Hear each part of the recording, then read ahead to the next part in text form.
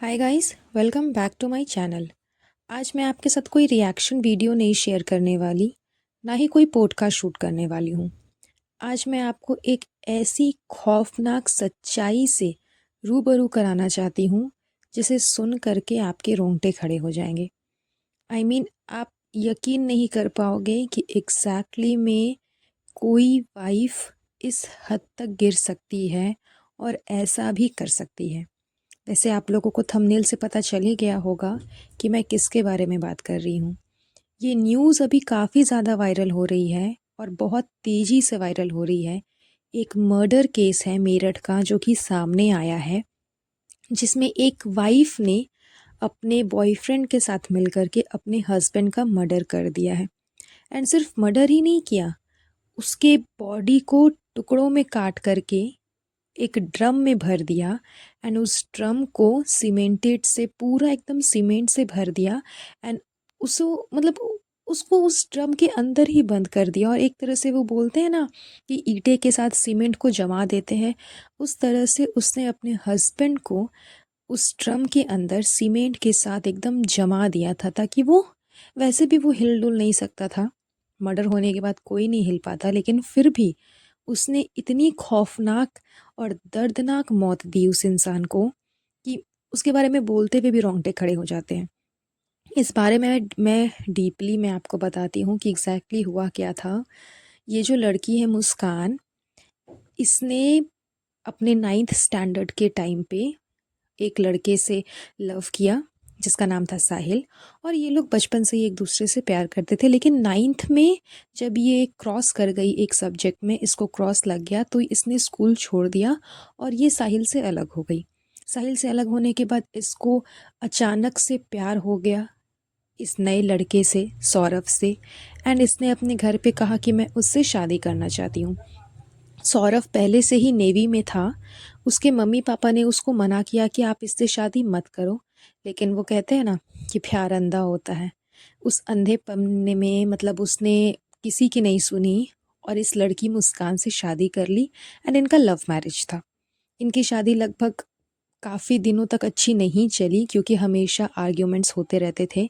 जैसा कि सौरभ की मम्मी पापा बताते हैं, मुस्कान के मम्मी पापा बता रहे थे कि इनके आपस के झगड़े बहुत बढ़ते जा रहे थे और हमेशा झगड़ा ही होता था, कभी इनके बीच में प्यार नहीं रहा। इनकी एक छोटी सी बेटी भी है। तो तकरीबन हमेशा नेवी के काम के चलते सौरभ को बाहर ही रहना पड़ता था। वो दुबई में काम करते थे, वहीं पर ही नेवी में उनकी पोस्टिंग थी, वो वहीं पे रहते थे और साल में एक बार आते थे घर। इस टाइम पे क्या हुआ कि जब सौरभ ने अपने मम्मी पापा के खिलाफ जाकर के शादी की, तो उसकी रिलेशनशिप अपने मम्मी पापा के साथ भी अच्छी नहीं थी। एंड स्पेशली कि उसकी वाइफ को भी पसंद नहीं था कि वो अपनी मम्मी पापा के साथ अटैच रहे। इसलिए ये लोग मेरठ में हाउस रेंट पे लेकर के और वहीं पे रहते थे। सडनली क्या हुआ कि सौरभ को जो मेरठ के जो इनके जो लैंडलॉर्ड है, उन्होंने फ़ोन करके बताया कि उनकी वाइफ का अफेयर चल रहा है। सौरभ अपनी वाइफ पे नज़र रखने लगे, ताक झाक करने लगे कि एग्जैक्टली में ऐसा है कि नहीं है। लेकिन ये हमेशा बहाना बना देती थी। कभी कभी ये अपने घर से बाहर चली जाती थी बिना किसी को कुछ बताए। एंड कई कई दिनों के बाद वापस आती थी और लास्ट में बहाना बना देती थी कि मैं घूमने जा रही हूँ, जैसा कि सौरभ के पेरेंट्स ने बताया। तो काफ़ी लोगों ने सौरभ को मना भी किया, उनके पेरेंट्स ने भी मना किया, काफ़ी लोगों ने उसको चेतावनी दी कि ये लड़की सही नहीं है, आप इससे दूर रहो। लेकिन सौरभ ने किसी की बात नहीं मानी। एंड फाइनली एग्जैक्टली जब वो लास्ट अभी फरवरी में अपने बेटी के बर्थडे पे इंडिया वापस आए थे, उस टाइम पे उन्होंने अपने बर्थडे बेटी का बर्थडे सेलिब्रेट किया। एंड इन दोनों हस्बैंड वाइफ ने मिलकर के पार्टी की। और सौरभ ने बोला कि वो अपनी वाइफ के साथ घूमने जा रहा है, जबकि वो घूमने नहीं गया था, उसका तो पहले ही मर्डर हो चुका था। तो बर्थडे की सेलिब्रेशन हुई, बर्थडे का डांस हुआ, डांस का वीडियो भी वायरल हुआ। एंड डांस के कुछ देर के बाद ही इस लड़की मुस्कान ने क्या किया, अपने बॉयफ्रेंड को बुलाया और इसके बॉयफ्रेंड ने इसको कहा कि अब आपके हस्बैंड आ चुके हैं तो अब हम दोनों मिल नहीं सकते। एंड स्पेशली हम दोनों नशा नहीं कर सकते। यहाँ पे ये मेन पॉइंट है कि ये लड़की जो है ये नशा करती थी। इसका जो बॉयफ्रेंड है साहिल, वो इसे नशे की गोलियां देता था, नशे की दवाइयाँ देता था, और ये दोनों मिल कर के ड्रग्स लेते थे, नशा करते थे। इस वजह से ये लड़की अपने काबू में भी नहीं रहती थी। एंड जब फाइनली इसके बॉयफ्रेंड ने इसको बोला कि आपके हस्बैंड के आने की वजह से अब हम नशा नहीं कर सकते हैं, तो ये बेकाबू हो गई और इसने ना आओ देखा ना ताओ देखा, अपने हस्बैंड का मर्डर कर दिया। एंड मर्डर करने के बाद सिर्फ मर्डर ही नहीं किया, बहुत ही ब्रूटली मर्डर किया। सौरभ के सीने पे ना इतने वार किए गए थे, इतने वार किए गए थे कि उसके दिल को पार कर गया था वो चाकू। और मतलब आप लोग ऐसा पिक्चर्स में देखते होंगे या फिर स्टेटस में देखते होंगे कि एक दिल बना हुआ है हार्ट, एंड उसमें तीर मारा गया है, एंड वो दिल को छल्ली कर करके आर पार हो गया और दिल से खून बह रहा है। लेकिन ये रियलिटी देखी गई है इस मर्डर केस में कि एग्जैक्टली सौरभ के साथ ऐसा ही हुआ है। उसके दिल पे इतने वार किए गए चाकू से कि वो चाकू आर पार हो गया और उसका दिल एकदम छन्नी हो गया।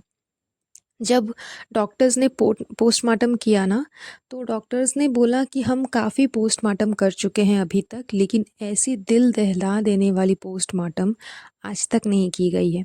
आज तक हम लोगों ने ऐसा देखा नहीं। मतलब पोस्टमार्टम करने में ही 1 से 1.5 घंटा लग गया, और जब पोस्टमार्टम हो गया ना, देन डॉक्टर्स घर जाने के बाद भी अपने जहन से उस चीज़ को निकाल नहीं पा रहे थे जो उन्होंने देखा, जो उन्होंने अनुभव किया।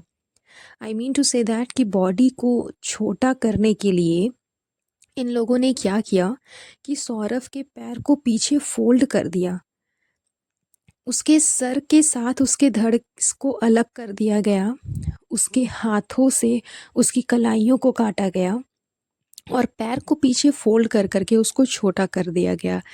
मतलब उसका पैर उसके सर को टच कर रहा था, इतना ज़्यादा मोड़ दिया गया था उसके पैर को, और उस वे में उसको सीमेंट से पूरा कवर कर दिया गया था और उसको जमा दिया गया था।